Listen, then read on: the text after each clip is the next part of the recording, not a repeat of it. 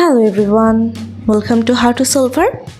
Today in this video, I'm gonna show you how to make roles in Discord on your laptop. Before starting the video, please subscribe to How to Solver.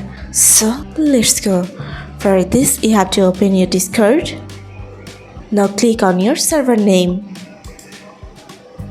Now go to server settings.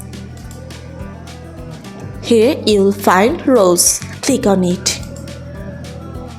Now click on create role. Now give a name of your role.